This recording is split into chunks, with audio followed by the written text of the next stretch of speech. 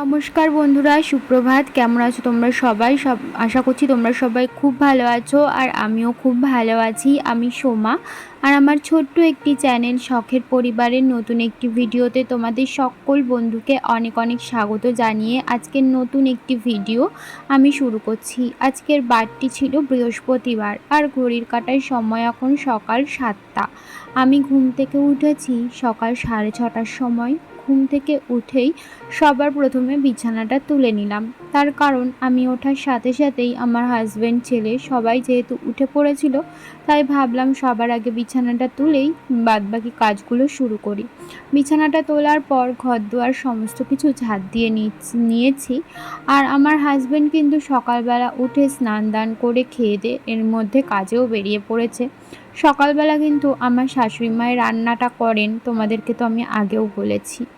আর আমাদের বাড়িতে সবাই যেহেতু সকালেই কাজে বেরায়, সবাই বলতে আমার শাশুড়ি মা তো 9টার মধ্যে বেরান, আর আমার হাজবেন্ডও 8টার মধ্যে বেশিরভাগ দিন বেরিয়ে পড়ে কাজে।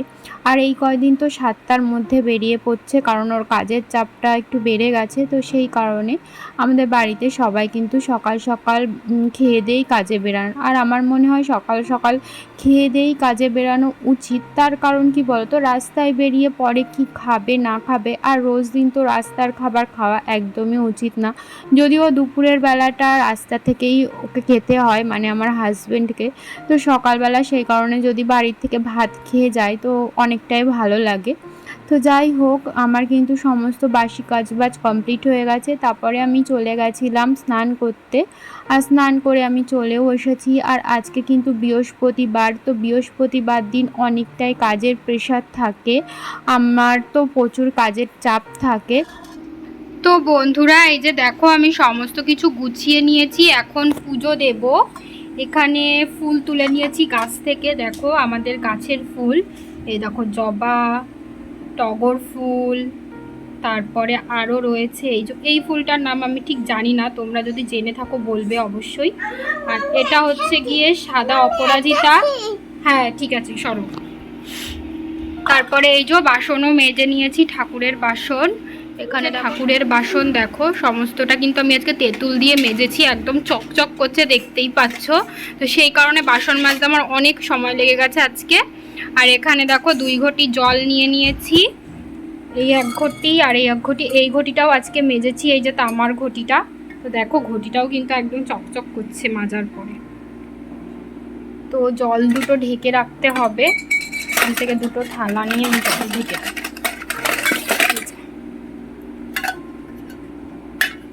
সব বাসন দেখো একদম চকচক করছে।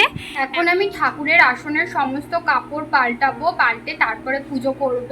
ফুলওয়ালা দাদু এখনো আসেনি, উনি 10টা সাড়ে 10টার দিকে আসে ফুল দিতে। তো ততক্ষণে আমি এই সমস্ত কাজ করতে লাগি। আর ওই তো দেখো আমি কিন্তু এখন সমস্ত কিছু গুছিয়ে নিচ্ছি। বৃহস্পতিবার দিন আমি ঠাকুরের আসনের সমস্ত কাপড় পাল্টাই, এমনকি ঠাকুরকে যেই জামাগুলো পরানো থাকে সেগুলোও কিন্তু আমি পাল্টে দিই। তো এখন কিন্তু আমি সেটাই করছিলাম, ঠাকুরের আসন থেকে সমস্ত ঠাকুর নামিয়ে ঠাকুরের আসনের কাপড় বদলে ঠাকুরকে এক এক করে মুছিয়ে ঠাকুরের জামা পাল্টে অন্য জামা পরিয়ে তারপরে কিন্তু আমি আসনে রাখছিলাম। আর এরই মাঝে কিন্তু আমি অনেকই কাজ সেরে ফেলেছিলাম, মানে পুজোর ঘরে আসার আগে।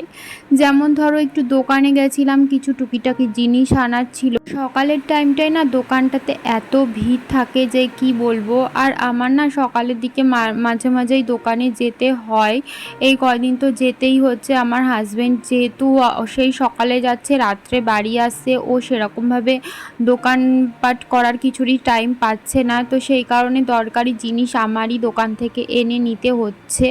তো সকালবেলা গেছিলাম একটু ঠাকুরের বাসন মাজবো, তেঁতুল ছিল না, সেই তেঁতুল আনার জন্যই মেনলি গেছিলাম। তো ভাবলাম টুকিটাকি একেবারে যখন দোকানে গেছি, যেগুলো প্রয়োজন একেবারে নিয়েই আসি, তাই কিছু টুকিটাকি আনার ছিল, তো সেগুলোও নিয়ে আসলাম। তো সেই কারণে দোকানে গেছিলাম বলে একটুখানি দেরি হয়ে গেল, নয় আর একটু আগে আমি ঠাকুরের কাছে আসতে পারতাম। দোকান থেকে বাড়ি এসে ছেলের জন্য খাবার রান্না করে ওকে খেতে বসিয়ে রেখে তারপরেই আমি গেছিলাম ঠাকুরের বাসন মাজতে। আর ঠাকুরের বাসন মাজতে তো আমার আজকে প্রায় আধ ঘন্টার বেশি সময় লেগেছে, যেহেতু তেঁতুল দিয়ে ভালো করে বাসনগুলো মেজেছি, তো সেই কারণে আর কি। তো তারপরে ফুল তুললাম, তারপরে ঠাকুর ঘরে এসে ঠাকুর ঘরটা ভালো করে মুছে তারপরেই কিন্তু আমি পুজো করতে বসেছি। আর তোমাদেরকে তো দেখালামই আমাদের গাছে ফুল ফোটা এখন কয়েকদিন খুবই কমে গেছে, একদম অল্প পরিমাণে ফুল ফুটছে, জানি না কেন। মাঝে পুরো গাছ ভর্তি করে ফুল ফুটছিল প্রত্যেকটা গাছে, এখন প্রত্যেকটা গাছেই না একসাথে ফুল ফোটা কমে গেছে। এটা কেন হচ্ছে তোমরা যদি কেউ জেনে থাকো অবশ্যই কিন্তু জানিও। প্রিয়াঙ্কা ডেলি ব্লগ, তুমি আমার আগের ভিডিওতে কমেন্ট করেছো লোকের কথায় কান দিও না দিদিভাই, তুমি তোমার কাজ করে যাও। একদম, আমি কিন্তু লোকের কোনো কথায় কোনো কাজ কান দিই না। আমার মনে যেটা যখন চায় আমি কিন্তু সেটাই করি। কারণ কি বলতো, আমি এটাই ভাবি যে জীবন একটাই, কারোর কথায় কান দিয়ে লাভ নেই। লোকের তো কাজ ওরকম বলাই, তো আমি কখনো কারোর কথায় কান দিই না। আমি নিজের মতো নিজে যা ইচ্ছা হয় তাই করি। তো যাই হোক, দেখো এদিকে আমি কিন্তু পুজো করে নিয়েছি আর ঘটও পেতে নিয়েছি আজকে যেহেতু বৃহস্পতিবার, তো সেই কারণে। আর প্রিয়াঙ্কা, তুমি আমাকে এত সুন্দর একটা কমেন্ট করেছো, তার জন্য অনেক ধন্যবাদ। এভাবেই কিন্তু আমার পাশে থেকো। তো আমি ওদিকে পুজো করে সোজা চলে এসেছি রান্নাঘরে। আর আজকে আমার পুজো করতে করতে 11টা বেজে গেছিলো। বললাম না বৃহস্পতিবার দিন আমার পুজোর ঘরে অনেকটাই সময় লেগে যায়। তো যাই হোক, পুজোটা হয়ে গেছে, এবার আমি নিশ্চিন্ত। এবার আমি এসেছি রান্নাঘর পরিষ্কার করতে। আমার এই রান্নাঘরটা যতক্ষণ পরিষ্কার না হয় ততক্ষণ আমার মাথার মধ্যে টেনশান ঘোরে, যে মনে হয় যেন একটা বড় কাজ। আমার রান্নাঘর পরিষ্কার না থাকলে একদম ভালো লাগে না বলতে পারো। তো রান্নাঘর থেকে সবার প্রথমে এঁটো বাসন কোসন যেগুলো যা ছিল বের করে আমি যেখানে বাসন মাজবো সেখানে রেখে এসেছি। যদিও না আজকে খুব একটা বেশি বাসন কোসন ছিল না, দেখলাম আমার শাশুড়িমা আজকে রান্নাবান্নার পর বাসনগুলো মেজেই দিয়ে গেছেন। হয়তো আজকে বৃহস্পতিবার দেখেই উনি এই বাসনগুলো মেজে দিয়ে গেছে, জানে যে আজকে বৃহস্পতিবারে অনেকটা টাইম লাগে পুজো দিতে, তো সেই কারণেই আর কি। তো দেখো আমি এদিকে রান্নাঘরটা আমি নিজের মতো করে গুছিয়ে নিচ্ছিলাম। ওদিকে টেবিলের উপরেও ভাতের গামলা ছিল, সেগুলো এনে আমি রান্নাঘরে রেখে আমি কিন্তু ওদিকে সমস্তটা পরিষ্কার করে ছেলেকে নিয়ে না খানিকক্ষণ বই পড়াচ্ছিলাম, ওই আধা ঘন্টা 1 ঘন্টা মতো। তারপরে আমি চলে গেছিলাম ওকে নিয়ে স্নান করাতে, আর স্নান করিয়ে ওকে খাইয়ে দাইয়ে ঘুম পাড়িয়ে দিয়েছি। আর এদিকে দেখো আমি ফ্লিপকার্ট মিনিটস থেকে কয়েকটা জিনিস অর্ডার করেছিলাম, এগুলো আমার খুবই দরকার ছিল। ছেলের খাবার ফুরিয়ে গেছিলো, এগুলো বলতে পারো সবটাই ছেলের জন্য। এখানে রয়েছে খেজুর, আর করেছিলাম অর্ডার 1 প্যাকেট ওটস, আর একটা জনসন বেবি ক্রিম অর্ডার করেছিলাম আমার ছেলের জন্য। বলতে পারো আমি কিন্তু নিজের জন্য কিছুই কিনি না। আমার মনে হয় আমি নিজে যেমন তেমনই থাকি না কেন, আমার ছেলেকে আমি সব সময় সব কিছুর দিক দিয়ে পরিপূর্ণ রাখবো। হ্যাঁ, ওকে অবশ্য বুঝতে দেব না। ও না যখন যেইটা চায় আমি তখন সেটা সঙ্গে সঙ্গে দিই না অবশ্য, কিন্তু পরে আমি সেটা দেওয়ার চেষ্টা করি। কারণ না কোনো বাচ্চাকেই সঙ্গে সঙ্গে সেই জিনিসটা দেওয়া একদমই উচিত না, তাহলে ওরা ভাবে আমি যেটা চাইছি সঙ্গে সঙ্গে পেয়ে যাচ্ছি। এটা একটা খুবই বড় হয়ে গেলে একটা খুবই মানে একটা বাজে এফেক্ট ফেলে বাচ্চাদের মনে। তো সেই কারণে আর এমনিতে ওর খাবার দাবার ক্রিম লোশন এগুলো ফুরিয়ে গেলে আমি আগে ওর জিনিসপত্র কিনি, আমার কিছু কিনি আর না কিনি। কারণ ওই যে বললাম আমি কিছু কিনি আর না কিনি, আমার ছেলেকে আমি সব দিক থেকে পরিপূর্ণ রাখার চেষ্টা করি, ওর যেন কখনো কোনো কিছুতে অভাব না হয়, আমি এটাই চাই। আশা করছি ভগবান আমাকে এইটুকু সামর্থ্য দিক।